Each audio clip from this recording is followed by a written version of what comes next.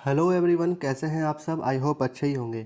आज की वीडियो में हम बात करने वाले हैं AMT-01 प्रोजेक्ट के बारे में। AMT-01 का प्रोजेक्ट आखिर बनता कैसे है, कहाँ जमा करना होता है, क्या प्रोजेक्ट में लिखना होता है, क्या इनके टॉपिक होते हैं, सारी चीज़ें इस वीडियो में कवर करेंगे। आई होप कि वीडियो बहुत ज़्यादा लंबी हो जाएगी, लेकिन आप सब लोग पूरा देखिएगा ताकि वीडियो को समझ पाए कि हाँ कैसे AMT-01 का प्रोजेक्ट बनता है। तो काफ़ी लोग ये बोलते हैं कि AMT-01 का जो प्रोजेक्ट होता है इसके बिना डिग्री अधूरी होती है। अगर आप प्रोजेक्ट बना के सबमिट नहीं करते हैं तो आपको मार्कशीट नहीं मिलती, इससे पहले ही आपको ये जमा करना होता है। तो AMT-01 का प्रोजेक्ट मैं आपके लिए लेके आया हूँ, पूरा कंप्लीट वीडियो है, तो आप लोग ज़रूर देखिएगा। तो सबसे पहले स्टार्ट करते हैं कि AMT-01 का सिनॉप्सिस जो बोलते हैं लोग, वो क्या होता है। तो AMT-01 का प्रोजेक्ट यहाँ पे शोधकर्ता, यहाँ पे नाम, क्रमांक यानी इनरोलमेंट नंबर, पाठ्यक्रम यानी जो आपका कोर्स है, वर्ष यानी 21-22 जो अभी चल रहा है, और नाम में अपना नाम लिखेंगे। को प्रस्तुत इंदिरा गांधी राष्ट्रीय मुक्त विश्वविद्यालय मैदानगढ़ी नई दिल्ली, ये एड्रेस दिया हुआ है। उसके बाद ये मेन है, इसको आप लोगों को ज़रूर भरना है और साइन करवाना होता है। मैं आपका नाम जो भी हो, आकाश, विकास, वॉटेवर, नामांकन संख्या जो भी आपका एनरोलमेंट नंबर है वो, इंदिरा गांधी राष्ट्रीय मुक्त विश्वविद्यालय की छात्र प्रमाणित किया जाता है कि मैं शोध कार्य स्वयं किया है और इसके लिए किसी व्यक्ति की सहायता नहीं ली है। मैं आप लोग की सहायता कर रहा हूँ, लेकिन इसमें तो आप लोग थोड़ा सा अपने मन से भी टॉपिक कवर कर सकते हैं, एक दो पॉइंट भी। और देखिए, ये है विषय सूची, प्रोजेक्ट का लक्ष्य, लक्ष्य समूह, अध्ययन का तरीका, निर्मात्मक और योगात्मक आकलन, अवलोकन, निष्कर्ष, प्रोजेक्ट कार्य से सीख। ठीक है, ये सारी चीज़ें इसमें कवर की गई है। तो मैं सारी चीज़ें आपको एक एक चीज़ एक्सप्लेन करूँगा अच्छे से, ताकि आप लोग थोड़ा सा अपने मन से भी कर सकते हैं और पूरा कर सकते हैं। और एक चीज़ और, यदि आप लोगों को ये प्रोजेक्ट चाहिए तो आप मुझसे PDF में ले सकते हैं। थोड़ा अमाउंट आपको कुछ पे करना होता है, जिसमें आपको मैं सिनॉप्सिस और पूरा प्रोजेक्ट देता हूँ। और बाकी कोई क्वेश्चन है तो आप वीडियो के नीचे कमेंट में भी लिख सकते हैं, बाकी मुझे कॉल भी कर सकते हैं, मैं नंबर डिस्क्रिप्शन में डाल देता हूँ अपना। ठीक है, कोई भी आपको इस वीडियो को लाइक ज़रूर कर दें ताकि वीडियो सभी लोगों तक पहुंच जाए जिनको AMT-01 प्रोजेक्ट की ज़रूरत होती है। ठीक है दोस्तों, और सब्सक्राइब तो कर ही लीजिएगा, क्योंकि ऐसी वीडियो मैं आप सब लोगों तक लाता रहूँगा, इग्नू की सारी अपडेट भी पहुँचाता रहूँगा। आइए वीडियो की तरफ चलते हैं और स्टार्ट करते हैं। पहले प्रोजेक्ट का लक्ष्य। प्रोजेक्ट का लक्ष्य, मेरे प्रोजेक्ट का शीर्षक बच्चों की समस्या सुलझाने की क्षमता का आकलन। शीर्षक से ही स्पष्ट है कि मेरे प्रोजेक्ट का लक्ष्य बच्चों में समस्याओं को सही ढंग से समझने एवं उन्हें सुलझाने की क्षमता का सही ढंग से आकलन करना। मेरे इस प्रोजेक्ट को चुनने का मुख्य मकसद यह है कि मुझे शुरू से ही बच्चों में किसी की समस्या को समझने व सुलझाने में भिन्न भिन्न क्षमता है। हर बच्चे की अपनी अलग ढंग होती है, उसकी नज़र से जो भी जवाब पेश करता है वह सबसे उपयुक्त होता है। बच्चों की इन्हीं अनोखी सोच एवं समस्या को सुलझाने की अलग अलग तकनीक का अध्ययन मेरी प्रोजेक्ट का लक्ष्य है। चूँकि इस क्षेत्र में मेरा अनुभव पहले भी था, मेरी रुचि भी थी बच्चों की समस्या को समझने की विद्या और गहन अध्ययन करूं, इसलिए मैंने यह प्रोजेक्ट चुना। ठीक है, तो कितना अच्छा लिखा हुआ है, वैसे ही आप लोगों को भी लिखना है। ठीक है, और अगर आपको PDF चाहिए तो मेरे से PDF ले लीजिए, कमेंट में मैसेज कर दीजिए या फिर मेरे नंबर पे कॉल मैसेज कर दीजिए। व्हाट्सएप पे मैं आपको PDF दे दूंगा, ये वाला आप कांटेक्ट कर लीजिएगा। मेरे डिस्क्रिप्शन में नंबर है और स्क्रीन पे भी नंबर है। ठीक है, तो मैं थोड़ा जल्दी जल्दी बोलूँगा ताकि वीडियो जो है बहुत ज़्यादा लंबी ना बने, तो थोड़ा जल्दी जल्दी पढ़ूँगा और एक्सप्लेन करूँगा मैं आपको सारी चीज़ें। होप की वीडियो तो लंबी बनेगी ही, लेकिन चलिए स्टार्ट करते हैं। अगला टॉपिक है लक्ष्य समूह। इसमें पूर्व नियोजित योजना के अनुरूप ही मैंने अवलोकन का अध्ययन के लिए केंद्रीय विद्यालय लाइटकोट पिक से करीब 15 छात्रों को चुना। इसमें से लगभग सभी कक्षा 3 से 5 तक थे।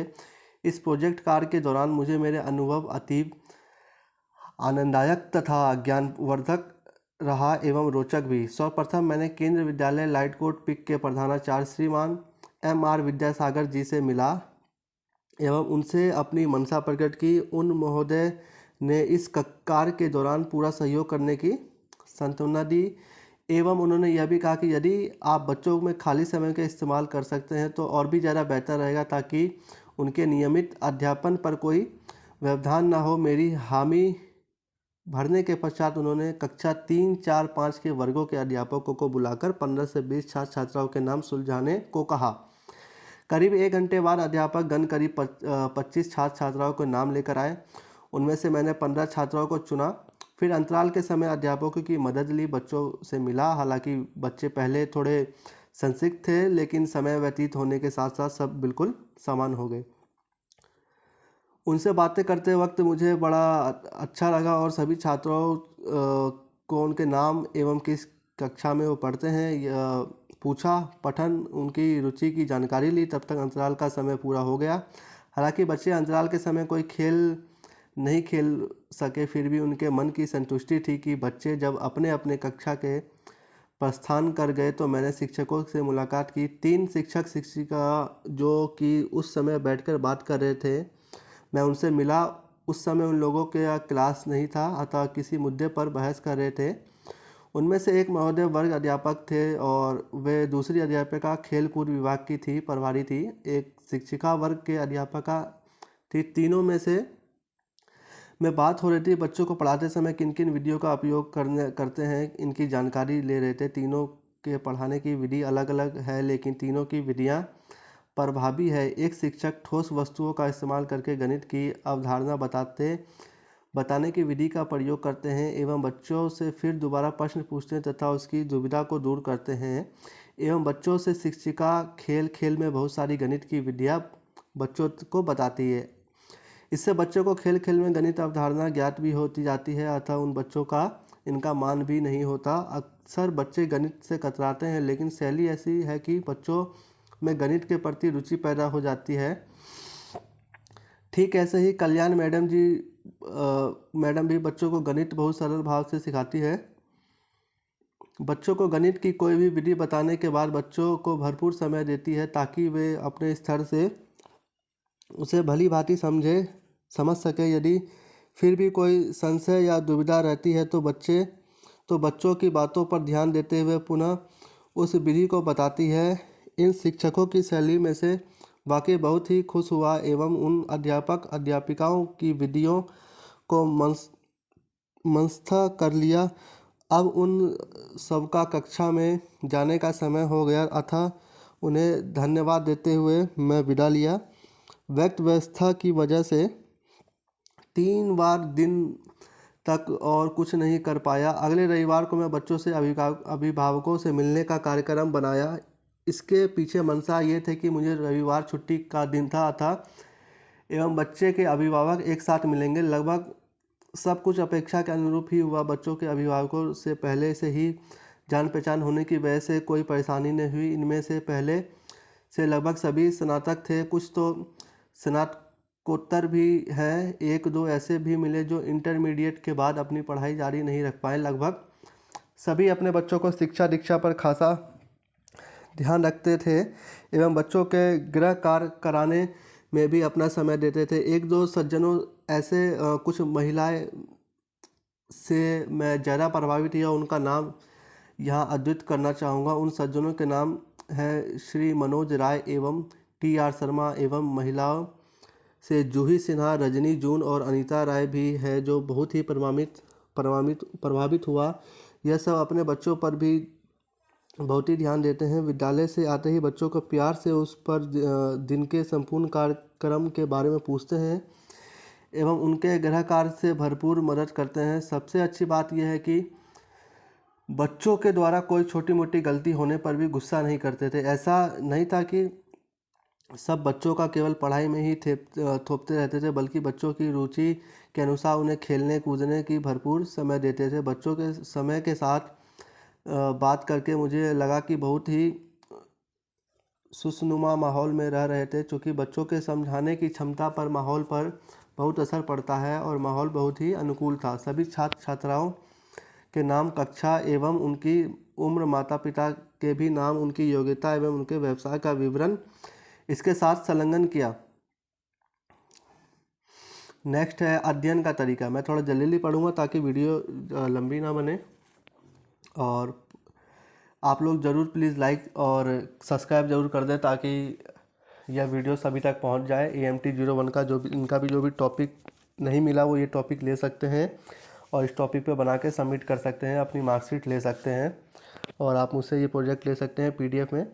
तो चैनल को सब्सक्राइब जरूर कर लें और लाइक ज़रूर कर देना, और कमेंट में कुछ पूछना है तो पूछ सकते हैं। चलिए वीडियो की ओर बढ़ते हैं। अध्ययन का तरीका।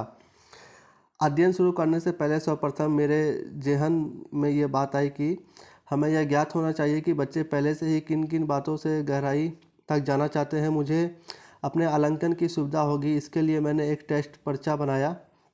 इस टेस्ट से मैंने 2 तरह के सवाल रखे, सीधे सवाल एवं इबारती सवाल। अपने टेस्ट पर्चे के नमूना तथा 4 छात्र छात्राओं द्वारा हल किए इस प्रश्न पत्र को मैं संलग्न कर रहा हूं।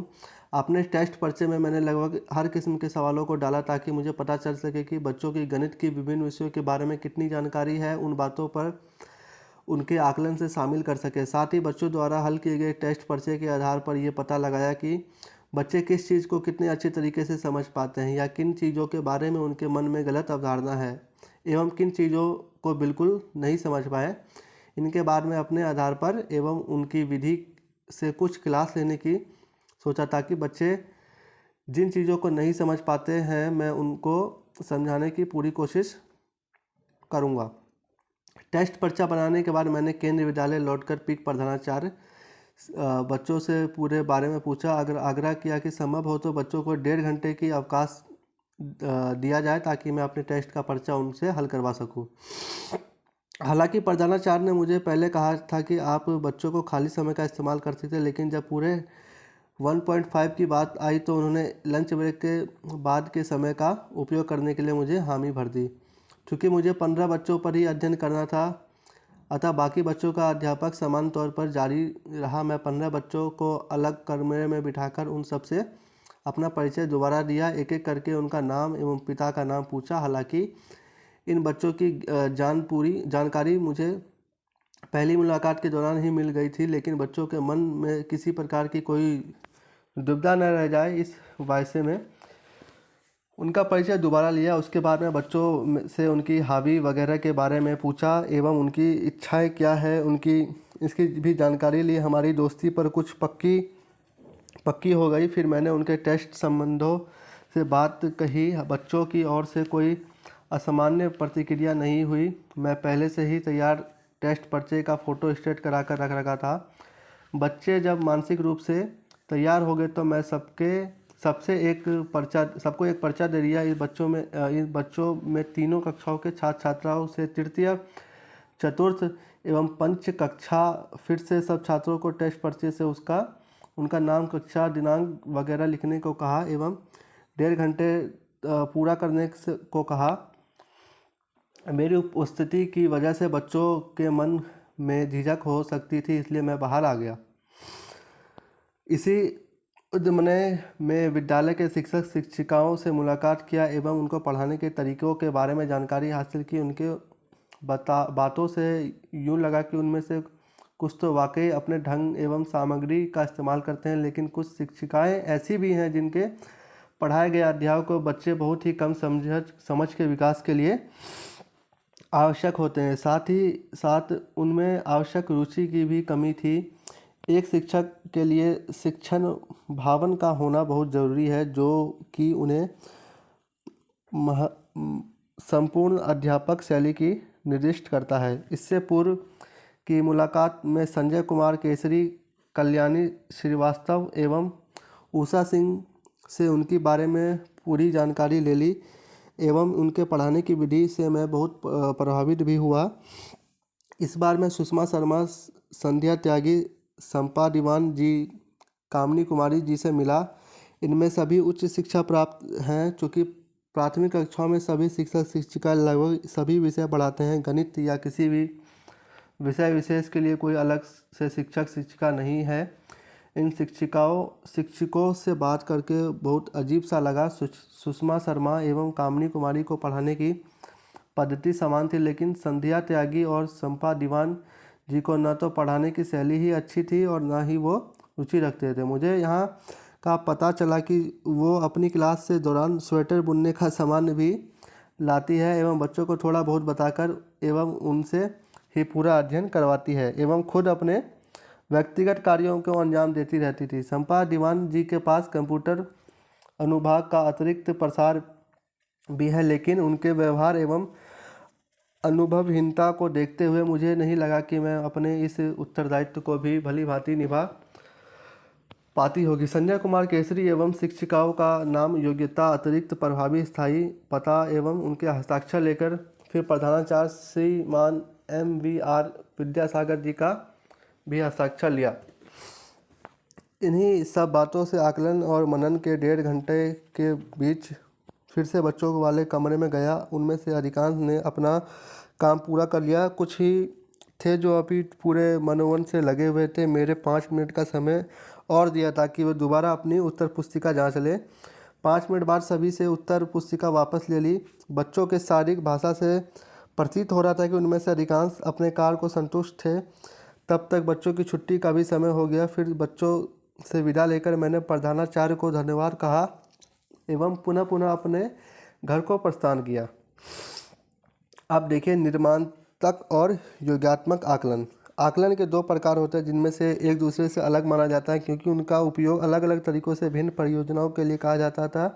आप अपने स्वयं शैक्षणिक अनुभव योग्यता आकलन से बहुत परिचित होंगे, लेकिन हो सकता है निर्माणात्मक आकलन और मूल्य और अवसर पूरी तरह अन्वेषण नहीं किया गया, या हो सकता है अब आप उसे पहले से ही कर रहे हो लेकिन अपने कौशल के बारे में पूरी तरह से नहीं जानते होंगे। निर्माणात्मक आकलन को कई लोगों द्वारा सीखने की आकलन भी कहा जाता है। इस प्रकार के आकलन का मुख्य परियोजना छात्रों को रचनात्मक प्रतिक्रिया प्राप्त करने से सक्षम बनाता है, उन्हें बेहतर सीखने और प्रभावी प्रगति करने में उनकी मदद करेगी। ऐसी प्रतिक्रिया आम तौर पर, लेकिन हमेशा नहीं, शिक्षक द्वारा दी जाती है। योगात्मक आकलन को सीखने के आकलन के नाम से ही जाना जाता है कि इस प्रकार के आकलन प्रयोजन शिक्षक के छात्रों की उपलब्धि और कार्य प्रदर्शन की पहचान करने में सक्षम करना है, जिसमें सीखने की अवधि एवं सत्र या वर्ष हो सकती है। योगात्मक आकलन का उपयोग आमतौर पर एक छात्र की अन्य छात्रों से समक्ष तुलना करने के लिए किया जाता है, जबकि निर्माणात्मक आकलन का उपयोग करने की प्रगति के लिए किया जाता है। निर्माणात्मक आकलन छात्रों के आगे चलते जाने और सीखने के प्रगति करने के लिए मार्ग बनाता है और निम्नलिखित की पहचान कर सकता है। छात्र क्या कर सकता है और क्या नहीं। छात्रों को क्या कठिन लगता है। किसी भी अंतर और छात्र को हो सकने वाली गलतफहमियां इसमें शामिल होती है। सीखने के स्पष्ट लक्ष्यों की चर्चा करते हुए छात्र के साथ संवाद। छात्र का अपने लक्ष्य की प्राप्ति के लिए सक्रिय होना।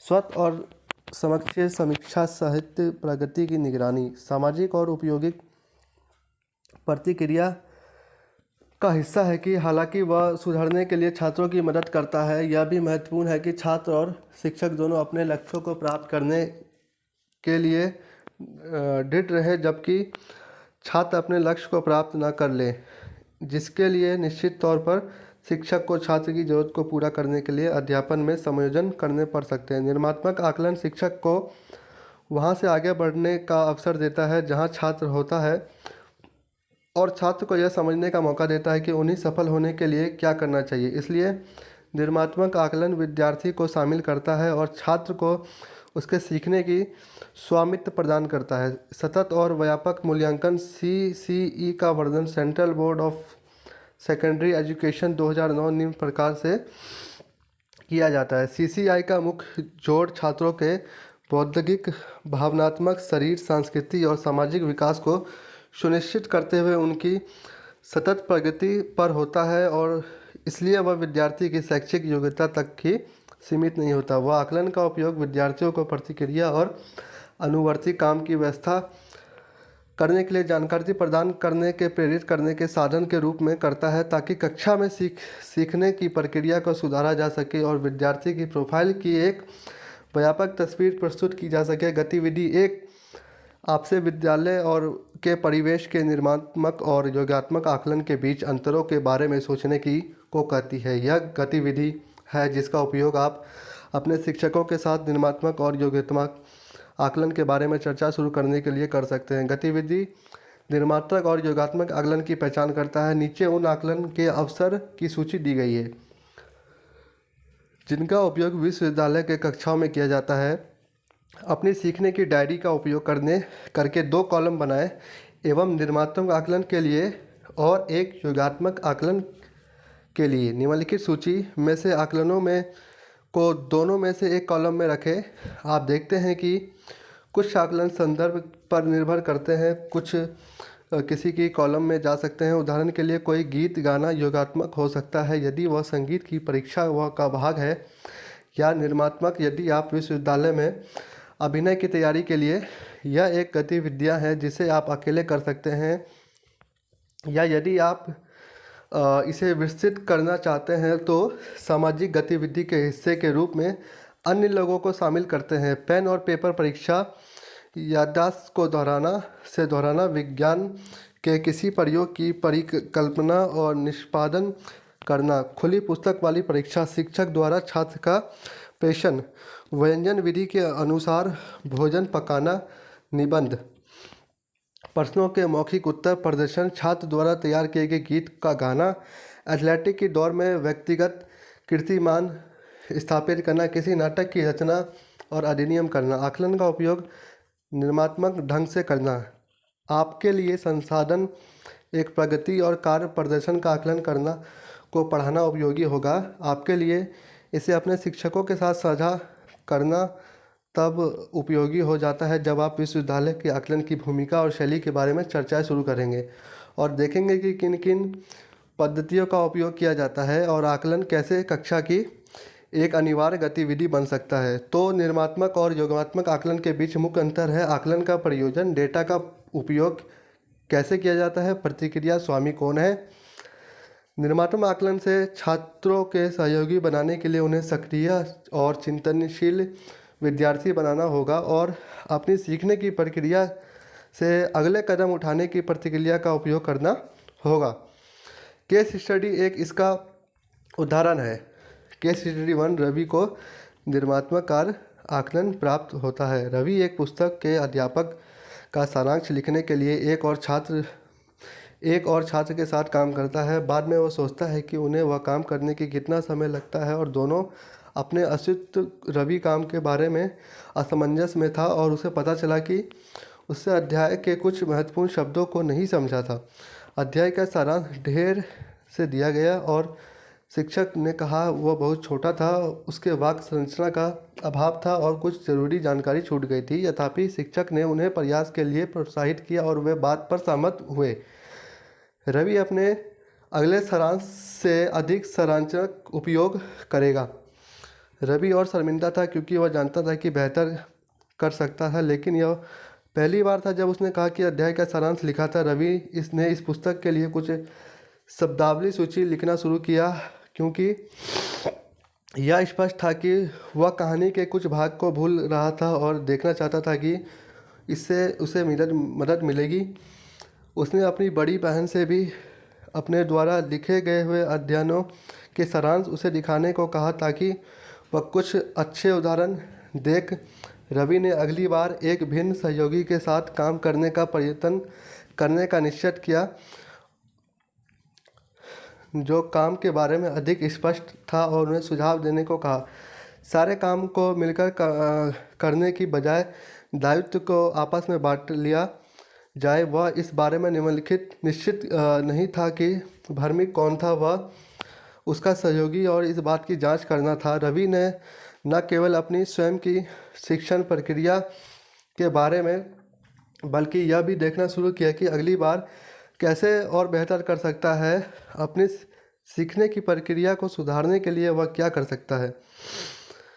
ठीक है, उसने न केवल अपने निष्कर्ष पर नज़र डाली बल्कि यह देखा कि वह कैसे काम कर सकता है। उसके शिक्षक ने उसे कुछ उपयोगी प्रतिक्रिया दी। निर्मात्मक आकलन और उसने अपना अगली बार योजना बनाने के लिए उपयोग किया। यह विश्वविद्यालय प्रमुख के रूप में आप निर्माणात्मक आकलन के लिए यह संयुक्त प्रयास और प्रोत्साहित कर सकेंगे जिसके लिए आप न केवल अपने शिक्षकों को बल्कि अपने छात्रों के साथ साथ उनकी प्रक्रिया के भाग के रूप में सीखने का आकलन करने के लिए लाभों को उसकी मदद कर सकेंगे। छात्रों को संलिप्त और सक्रिय विद्यार्थी बनने के लिए प्रोत्साहित करने के लिए शिक्षक और अनुसूचित करना होगा वह उनकी शिक्षण प्रक्रिया के प्रति सगा है और वह गतिविधि पर चिंतन करेंगे। जो कुछ हुआ उसका विश्लेषण करना शुरू करें। अपने शिक्षण प्रक्रिया को सुधारने एवं अनुमानों और निष्कर्षों की जांच करने के लिए कार्रवाई करते हैं। शिक्षकों के लिए अधिक मार्गदर्शन माध्यमिक अंग्रेजी इकाई निर्माणात्मक आकलन के माध्यम से भाषा के समर्थन के पाया जाता है। कक्षा के निर्माणात्मक और योगात्मक आकलन का उपयोग करना। केस स्टडी 2 यह बतलाता है कि विश्वविद्यालय प्रमुख श्रीमती सिल्वा के शिक्षक के रूप में अपने स्वयं के अनुभवों का उपयोग करते हुए अपने विश्वविद्यालय के निर्माणात्मक आकलन की शुरुआत कैसे की। वे अपने विद्यालयों के निर्माणात्मक आकलन का परिचय कराने के लिए अपने तरीके को 5 चरणों में समर्पित करते हैं। शिक्षकों के निर्माणात्मक आकलन से परिचित करना। शिक्षकों को निर्माणात्मक आकलन के व्यवहारिक संपर्क में लाना। विद्यालय नेता श्रीमती सिल्वा द्वारा ली गई एक कक्षा का प्रेषण करना। विद्यालय नेता श्रीमती सिल्वा द्वारा कक्षा को पढ़ाने से प्रेषित तरीके को शिक्षकों के साथ चर्चा। शिक्षकों का उनकी कक्षाओं में निर्माणात्मक आकलन करके समय प्रेषण करना, समीक्षा और चिंतन मनना। केस स्टडी 2 श्रीमती सिल्वा कक्षा के निर्माणात्मक आकलन का उपयोग करती है। श्रीमती सिल्वा हमेशा अपनी कक्षा के हर छात्र के विभिन्न अध्यायों पर प्रगति के बारे में नोट्स बनाकर निगरानी करती थी। उन्हीं कक्षा के विभिन्न छात्रों के लिए उन्हें पाठों को प्रशिक्षित और उपयोगी बनाने में गर्व होता था और वह जानती थी कि ऐसा करना सभी संभव है जब उन्हें हर छात्र की पढ़ाई की स्थिति के बारे में जानकारी होगी। उन्होंने समय के साथ सीखा था कि उन्हें यह नहीं मानना चाहिए कि सबसे अधिक शोर करने वाले छात्र सबसे मेधावी भी होते हैं। इसलिए उन्हें उन छात्रों की प्रोत्साहित करना और उन्नति करके देखना पसंद था जो चुप रहकर भी समक्ष थे। वे किसी न किसी प्रारूप से यह रिकॉर्ड करने में विश्वास करती थी कि छात्र अपनी गतिविधियों में क्या क्या कर रहे हैं। हर छात्रों की उसकी शिक्षण प्रक्रिया और प्रगति के बारे में प्रतिक्रिया प्रदान करती है। रिकॉर्डिंग और विश्लेषण के आधार पर वे योजना बनाती थी उनके छात्रों के साथ किस तरह के व्यवहार किए जाते जिससे कि उनकी सीखने की प्रक्रिया में सुधार आए। विद्यालय प्रमुख के रूप में हाल में हुई उनकी पदोन्नति के साथ श्रीमती सिल्वा चाहती थी कि उनके 3 सहकर्मी अपने छात्रों की पूर्व शिक्षा को आगे बढ़ाएं और उन्हें जो कुछ पता चले उसे ध्यान में रखते हुए अपने अध्यापन और समयोजित करें। अपनी पद्धति के बारे में उन्होंने यह बात कही। चरण 1 शिक्षकों का निर्माणात्मक आकलन से परिचित कराना। जब मैंने कक्षा में शिक्षण प्रक्रिया की जांच करने और उसका उपयोग हमारी और विविधतापूर्ण कक्षाओं के अध्यापन की मदद करने के तरीके के बारे में बोलना शुरू किया तो मुझे लगा कि कोई भी मेरी बात नहीं समझ रहा है। शिक्षकों को अक्सर यह बात करने के तत्पर पाया जाता है कि उन्होंने छात्रों को पढ़ाने में कितनी कठिनाइयाँ होती है। जो एक अध्याय में अलग अलग चरण होते हैं वे नहीं पहचान पा रहे हैं कि यदि वे छात्रों के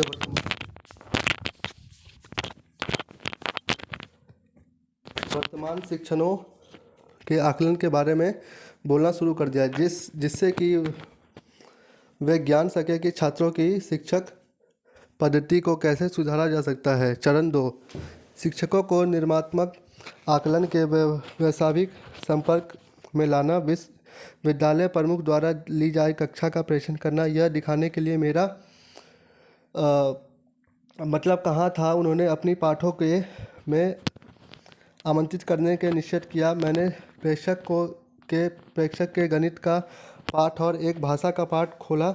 मैंने उनसे पाठ में किए जा रहे आकलन के विभिन्न तरीकों और कितनी बार किया जा रहा था इस बात में नोट्स बनाने को कहा।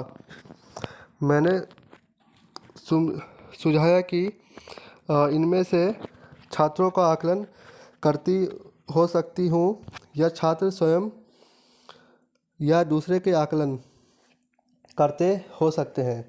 मैंने शिक्षकों को देखने को कहा और आकलन को कैसे रिकॉर्ड किया गया या नहीं किया जाता। मैंने अपने अध्यापन को सुदृढ़ करने के लिए आकलन का कैसे उपयोग किया। उदाहरण के लिए मैंने कैसे प्रश्न पूछे, मैंने क्या टिप्पणी और मैंने किन किन उदाहरणों का उपयोग किया। मैंने इस बात पर भी उनका ध्यान खींचा कि वह महत्वपूर्ण है कि वह उन टिप्पणियों को भी लिखे जो मैंने छात्रों की मदद करने के लिए तब की। जब वे अटक रहे थे तो मैंने छात्रों को समय समय पर प्रतिक्रिया दी यह उन्हें समझाने की लिए किया गया छात्रों को इस तरह से तत्काल प्रतिक्रिया देना कितना ज़रूरी और महत्वपूर्ण होता है ताकि छात्र जो कुछ कर रहे हैं उन्हें सुधार कर सके। चरण 3, विद्यालय नेता द्वारा कक्षा के प्रेषण अध्यापन पर शिक्षकों के साथ चर्चा। हमने एक बैठक की जिसमें हमने किए जा रहे अध्यापन को सीखने की भाग के रूप में छात्रों को आकलन करने में मेरी तरीके पर चर्चा की। कुछ चीज़ें जिनमें शिक्षक आश्चर्यचकित हुए थे वह कि मैंने छात्रा से जोड़ी में कार्य को दौरान उपयोगी सहयोगी का आकलन करने को कहा था और समूह कार्य के दौरान मैंने समूह के शिक्षक के रूप में पूरी भूमिका लेते हुए एक दूसरे के आकलन करने की प्रतिक्रिया देने को कहा। चर्चा आगे बढ़कर प्रश्नों की एक सूची में बदल गई जो अपने खुद की कक्षाओं के छात्राओं की शिक्षण प्रतिक्रिया का आकलन करने के लिए पूछे जा सकते थे। मैं चाहती थी कि प्रश्न का मददगार ढंग से पूछे जाने और इस तरह के से नहीं कि छात्र तनावग्रस्त हो जाते तथा यह समझने की कोई पूछताछ कर रहा है। यदि छात्र उत्तर न दे सके तो प्रश्नों को दूसरे विद्यार्थी से पूछना चाहिए और नोट करना चाहिए कि कौन सी बात उन्हें समझ में। चरण 4, शिक्षक को अपनी कक्षाओं के निर्मात्मक आकलन का उपयोग करते देखना। मैंने उनसे मुझे 1 महीने की अवधि में एक पाठ को स्वयं देखने के लिए आने का निमंत्रण देने को कहा। उन्हें अपनी अवधारणा का अभ्यास करने के लिए समय की ज़रूरत थी। मैंने उन्हें सूचित किया कि मैं अपने प्रेषण को नोट करूंगी क्योंकि इतने सारी कक्षाओं में हो रही हर बात को याद रखने के लिए संभव नहीं होगा। मेरे प्रश्नों के दौरान मुझे शिक्षकों को ऐसी प्रश्नों का उपयोग देखकर खुशी हुई जो छात्रों को सोचने के लिए प्रेरित करते हैं और शिक्षक यह जान पा रहे थे कि छात्रों को क्या समझना चाहिए। मैंने यह भी देखा कि छात्रों को अटकने पर सहायतापूर्ण प्रतिक्रिया को दे रहे छात्रों को उसमें दिलचस्पी नज़र आ रही थी और वे अधिकांश कक्षाओं में उत्तर देने के लिए तैयार थे। चरण 5, समीक्षा और चिंतन मनन। प्रेषणों के बाद हम अपनी प्रारंभिक सूची पर लौट कर उन्हें प्रश्नित करते हुए कुछ प्रश्न जोड़े। अपने विद्यालय के सभी शिक्षक के साथ यह बातचीत के दौरान हमने उनसे सामने आ रही समस्याओं पर चर्चा की। इस चर्चा में अनुभवों को साझा किया कि उन्होंने अपनी कक्षाओं में कौन से आकलन कैसे किए। एक मोटे तौर पर तय किया कि छात्रों की मदद करने के लिए क्या करना ज़रूरत होता है। उनकी व्यक्तिगत अध्यापक शिक्षण प्रतिक्रिया को योजना के संशोधित किया, नई योजना को एक दूसरे के साथ साझा किया। एक शिक्षक श्रीमती मेहता ने चर्चा के दौरान एक अवधारणा को साझा किया जिसका उपयोग फिर कई शिक्षकों ने अपने कक्षाओं में किया। उन्होंने यह बताया कि उन्होंने अपने छात्रों को त्वरित आकलन के लिए गणित की कक्षा के मज़ेदार तरीक़ों से उपयोग किए गए। छात्र यदि अवधारणा से समझने की कठिनाई महसूस करते हैं तो खुला हाथ उठाते हैं, पर यदि उन्होंने विश्वास के समझ गए जब बंद मुट्ठी उठाते हैं। वे इस आकलन का उपयोग पाठ के दौरान कभी भी अपने अध्यापक को धीमा करने, अगले चरण में आगे बढ़ने के समक्षी छात्रों को हाथ खोलकर और बंद करने के अतिरिक्त संकेत की मांग की थी ताकि वे अपने संकेत के करीब करीब समझ गए। इनमें से कुछ लोग इस तकनीक का उपयोग करने में छात्र कभी कभी बिना पूछे खुलता बंद होता खुला हाथ उठा देते। श्रीमती मेहता की अवधारणा उनके छात्रों को उन्हें यह बताने को एक त्वरित और उपयोगी तरीका था। उन्होंने यह अपने काम को समझा नहीं तथा उनके एक प्रमुख रूप में कुछ बातों को देखना होगा ताकि सुनिश्चित कर सके कि अवधारणा का उपयोग निर्माणात्मक ढंग से किया जा रहा है। श्रीमती मेहता के मामले में हो सकता है उन्होंने इस कौशल को ब्लैक बोर्ड पर सूचीबद्ध किया होगा जिनमें सीखने की ज़रूरत उनके छात्रों को भी थी, या उन्होंने कोई जटिल प्रश्न दिया होगा जिसे हल करने के लिए उन्हें उनके द्वारा सीखा जा रहे गणित की अच्छी समझ की ज़रूरत थी। छात्र एवं निर्णय कर सकते थे कि क्या वे कौशलों के उपयोग कर सकते हैं या समस्याओं को हल कर सकते हैं। आकलन के परिणाम के रूप में क्या हुआ? आकलन तब केवल निर्माणात्मक होता है जब उसके बाद की जाने वाली सीखने की गतिविधि को उस बात को ध्यान में रखते हुए संशोधित किया जाता है जिससे आकलन ने दर्शाया था कि श्रीमती मेहता जब देखती थी कि छात्र समझ नहीं पा रहे तब वे अध्यापन को मंद कर देती थी। लेकिन कभी कभी शिक्षकों के पास ऐसी कोई अवधारणा का होना आवश्यक होता है इस जिनमें प्रत्येक प्रश्न छात्र प्रगति करना जारी रख सके।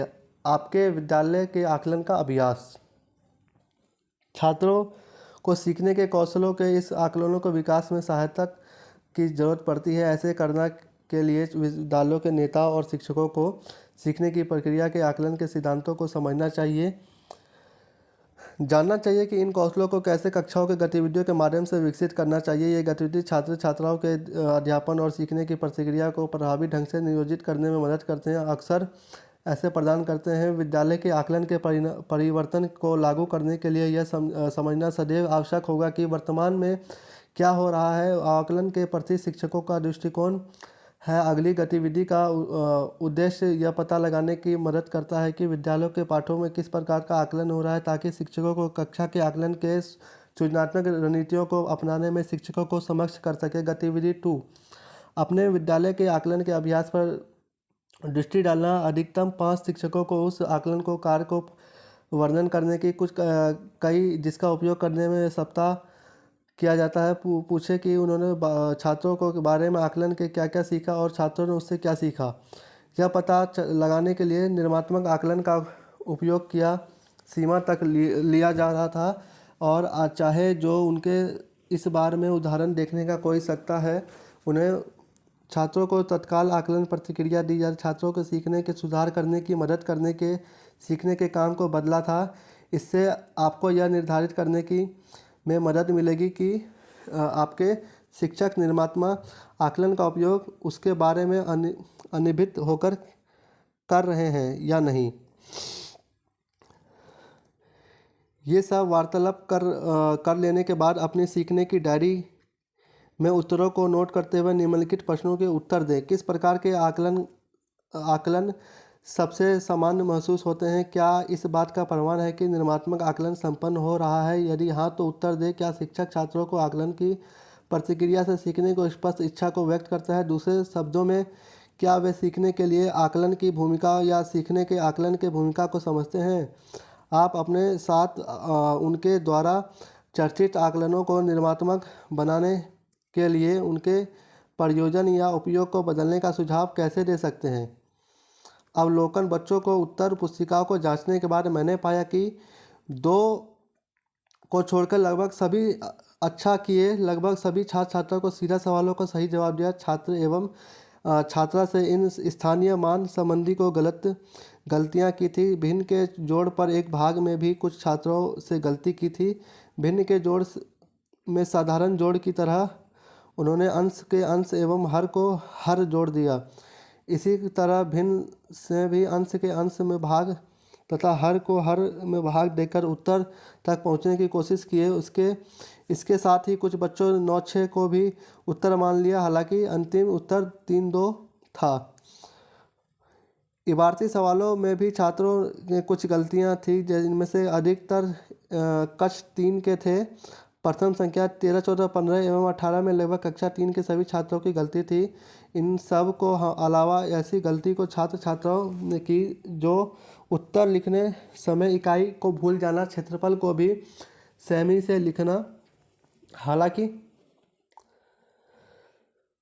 क्षेत्रफल वर्ग में सेंटीमीटर था, जो कि इकाई का उपयोग वर्ग होना चाहिए। मैं प्रोजेक्ट के साथ 3-4 उत्तर पुस्तिकाएं नमूने के तौर पर संलग्न कर रहा हूं। सभी उत्तर पुस्तिका को जांच करने के बाद मैंने सोचा कि बच्चों को उनका कार्य मैं दिखाऊं। जहां जहां बच्चों ने गलती की थी उन सभी जगह मैंने सुधार कर दिया। मैंने ये सोचा था कि किसी शिक्षक से यह कह नहीं सकता कि आप पढ़ाने की शैली बदलो या अपने ढंग से पढ़ाना चाहिए, क्योंकि प्रधानाचार्य से निवेदन करके मैं कुछ क्लास ले लूँ। इसके लिए मुझे आभास हो जाएगा कि मुझे क्लास किस तरह लेनी चाहिए एवं इसका भी पता लग जाएगा कि मेरे पढ़ाने की विधि कितनी कारगर है। इसी इच्छा के प्रधानाचार्य से मिला एवं उन्होंने अपनी भावी कार्यक्रम के बारे में अवगत किया। मैंने उसे बताया कि मुझे केवल 2-3 क्लास का मौका दीजिए। उन्होंने मुझे अगले सप्ताह सोमवार को बुला लिया। इस बीच में फिर एक करके बच्चों को उसके घर पर मिला, उनके उत्तर पुस्तिका बच्चों के अभिभावकों को दिया, बच्चों के उत्तर पुस्तिका दिखाई, अभिभावक से आग्रह किया कि बच्चे जिस भाग में कमज़ोर है उस पर जो भी कुछ ध्यान दे। 3 बच्चे ऐसे थे जिन्होंने कोई गलती नहीं की थी, उन सबको मैंने शाबाशी दी एवं भविष्य के लिए उनके शुभकामना दी। उन बच्चों को माता पिता के गर्व महसूस करते थे। सभी बच्चों से बात करने के बाद पता चला कि बच्चों के लिए विद्यालय की शिक्षा काफ़ी नहीं थी, घर पर भी उन्हें मार्गदर्शन कराने एवं ध्यान देने की जरूरत थी। कुछ कभी कभी ऐसा होता था कि कक्षा में यदि किसी विषय के बारे में बताया जा रहा तो बच्चों को अवधारणा को अपने सोच के मुताबिक अपने मन से बिठा लेने एवं उसी को ही सही मानने। यदि किसी बच्चों को किसी विषय के बारे में कुछ संदेह भी हो तो संकोचवश व हीन भावना से ग्रस्त होकर कक्षा के उस चर्चा नहीं कर सकते। यदि घर पर बच्चों को उस विषय विशेष के रूप के बारे में जानकारी मिल जाती है तो वह सभी वस्तुत्व को अवगत हो जाता है, साथ ही उनके मन को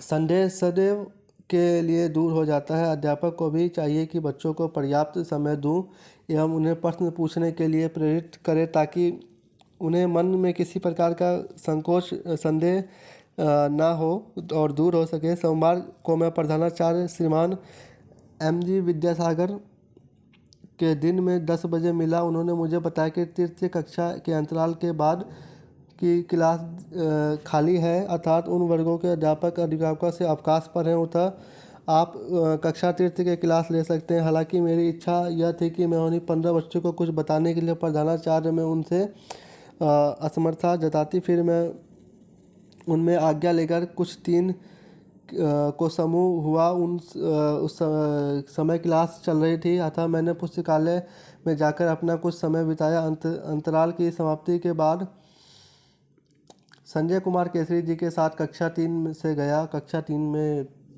के कुछ बच्चे मुझे अनेक थे, उन्होंने केसरी महोदय से मेरा परिचय कराया। तब वे बताया कि अगली 2 क्लास मैं ही लूँगा। उनके बाद वो चले गए। हालांकि मेरे पास उतना वक्त नहीं था कि फिर मैं सभी बच्चों को उनका नाम पूछता, फिर पढ़ाई के संबंध में उनका प्रतिक्रिया जानना चाहा। विशिष्ट और गणित के संबंध में कक्षा में कुल 23 छात्राएं थी। बच्चे जिनमें से पहले भी मिल चुका था बहुत उत्साहित से दिख रहे थे, लेकिन जिनमें पहली बार मिला था उनमें मन में संकोच था। फिर भी मैंने उनसे माहौल को अनुकूल को फिर समय गंवाते हुए पाठन शुरू किया। सर्वप्रथम मैं बच्चों को स्थानीय मान के बारे में बताया। हालांकि बच्चे इसके बारे में बहुत कुछ जानते थे, लेकिन उनके मन में एक स्पष्ट चित्र नहीं था। मैं स्थानीय मान को बताने के लिए एब्सक्यूस माचिस की तिल्ली एवं माचिस का डिब्बा, भिन्न भिन्न रंग, छोटी छोटी गेंदों को आदि का इस्तेमाल किया। मेरे भिन्न उदाहरणों के साथ बच्चों ने सही जवाब दिया। फिर मैंने भिन्न भिन्न को जोड़ की तरह रुचा किया। इसके लिए मैंने सर्वप्रथम भिन्न किया, इसके स्पष्ट करने की कोशिश किया। इसके लिए एक सेब को मैंने 4 भाग किए, फिर उसी को आधा कर बच्चों को आधा, 1/4, 3/4 आदि की अवधारणा बताई। फिर भिन्न के जोड़ा घटाव आदि की प्रक्रिया बताया तथा बच्चों के अभ्यास भी कराया। फिर जिस जगह बच्चे नहीं समझ पाए दोबारा उन सभी अवधारणाओं को बताया। अब तक का माहौल खुशनुमा था, क्योंकि बच्चे बीच बीच में बच्चों से थोड़ी बहुत बातें भी कर लेता था। घंटी बज चुकी थी। मैंने बच्चों को 5 मिनट का समय दिया ताकि उनका मन कुछ और हल्का हो जाए। 5 मिनट बाद वापस आया तो पता चला कि बच्चे भिन्न के जोड़े संबंधित अभ्यास कर रहे थे। यह देखकर मुझे बहुत खुशी हुई कि बच्चे पढ़ाई में बातों को समझ रहे हैं। इस कक्षा से मैंने समय के बारे में बच्चों को कुछ बताने की कोशिश की। मैंने बच्चों की उत्तर पुस्तिका को जांचने पर पाया कि कक्षा 3 वाले लगभग सभी बच्चों के प्रश्न संख्या 14 में गलती की थी। इसके लिए सबसे पहले मैंने AMSPM के बारे में बताया। फिर वे ये बताया कि संबंध संबंधी जोड़ा या घटा करने के M वाले 12 जोड़ा। इन सब के बाद मैंने छात्र छात्राओं के अभ्यास कराया। हालांकि उनमें से बहुत बच्चे गलती की थी और फिर वे अभ्यास कराने के लिए के बाद बच्चे समझ पाए। इन दोनों कक्षाओं के दौरान मैंने काफ़ी करीब से यह जाना कि सारे बच्चों को समझने की क्षमता एक सी नहीं होती। भले ही उनकी उम्र या कक्षा एक ही क्यों न हो, हर बच्चे की अपनी अलग अलग समझने की शक्ति होती है। कोई कोई एक ही बार में गणित या किसी भी विषय के मूल को समझने लेते थे, लेकिन कोई कोई बहुत बार दोहराने एवं अभ्यास कराने के बाद समझते थे। अपनी इस सैद्धांतिक विचारधारा को मैंने कक्षाओं के दौरान व्यवहारिक होते उस वक्त समाप्त होने वाला था जब मैं बच्चों को पूछा कि क्लास कैसा लगा। सबने सकारात्मक प्रतिक्रिया व्यक्त की। फिर जब मैंने पूछा कि कौन कौन से अध्यापक अध्यापिका अच्छा पढ़ाते हैं, उन्होंने डांटते नहीं हैं एवं उन्हें लगता है कि उन्हें बड़े ही सब्ज भाव से कहा, केसरी और कल्याणी मैडम एवं मूसा मैडम। अब चूँकि विदा लेने का समय हो चुका था, बच्चों को मैं चॉकलेट दिया और सभी से विदा लेकर अपने कार से संतुष्ट वापस आ गया। प्रधानाचार्य एवं लगभग सभी अध्यापक अध्यापिकाओं से मिलकर उन्हें हृदय से धन्यवाद कहा। वास्तव में उनके सहयोग से बिना मेरे यह काम काफ़ी पूरा नहीं हो पाया। निष्कर्ष। अब हम निष्कर्ष जान लेते हैं कि क्या इस प्रोजेक्ट का निष्कर्ष निकला है। इस प्रोजेक्ट से यह निष्कर्ष सामने आता है कि बच्चों को अपनी अलग अलग समझ होती है। किसी भी अवधारणा को वो अपनी समझ में अपने मन में बिठा लेते हैं एवं उसे ही सभी मानने एवं तब तक कि उपयुक्त कारणों के सहित कोई और मानसिक स्तर अलग अलग होता है। एक ही कक्षा में कुछ बच्चे की अवधारणा को जल्दी समझ लेने की, कोई 3-4 बार में समझने की होती है। शिक्षक को चाहिए कि ऐसे बच्चे का खास ध्यान रखें। बच्चों के घर का माहौल भी खुशनुमा एवं आसपास का वातावरण साफ स्वच्छ चाहिए। इन सबसे बच्चों के मानसिक विकास पर काफ़ी प्रभाव पड़ता है। माता पिता को बच्चों की पढ़ाई पर ध्यान देना चाहिए। गृहकाल करने में यदि अभिभावक बच्चों को मदद करते हैं तो यह बच्चों के अधिक संस्कृति का संचार करते हैं। घरेलू माहौल पर का माहौल से मानसिक विकास पर काफ़ी प्रभाव पड़ता है। कक्षा में बैठे हुए छात्र भी बच्चे के घर के बारे में सोच रहे हैं, जिससे कक्षा में उनका ध्यान नहीं रह पाता है और वस्तुतः के अवगत नहीं हो गया।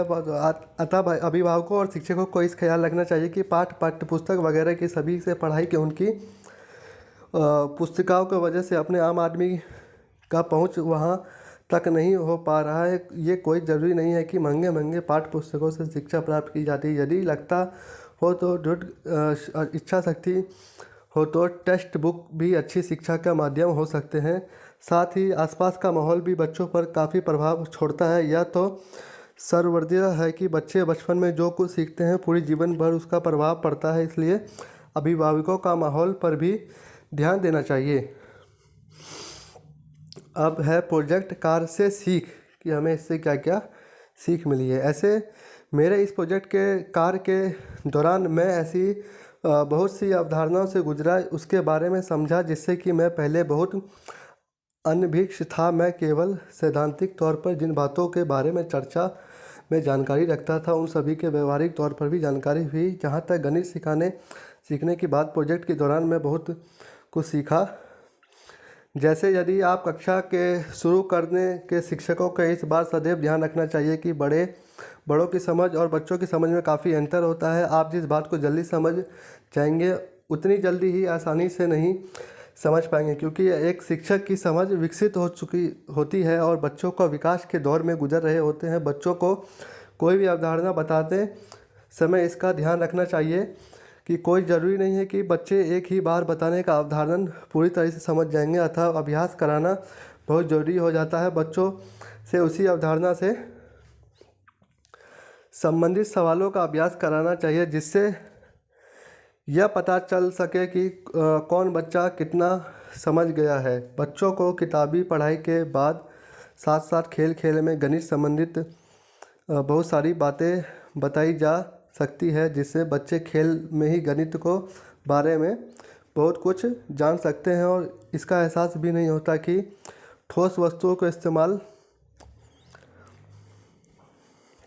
किसी भी अवधारणा को शीघ्र समझ पाते हैं और काफ़ी दिनों तक याद भी नहीं रह पाता। शिक्षकों के अलावा अभिभावकों को भी जिम्मेदारी है कि वो बच्चों के पठन पाठन पर ध्यान दें और बच्चों के लिए अपना कुछ समय निकालें। तो यह पूरा प्रोजेक्ट था। अगर आपने वीडियो पूरा देखा है तो चैनल को सब्सक्राइब जरूर कर लेना, और आपको अगर ये प्रोजेक्ट चाहिए तो आप मेरे व्हाट्सएप पे कांटेक्ट करके प्रोजेक्ट ले सकते हैं, ठीक है।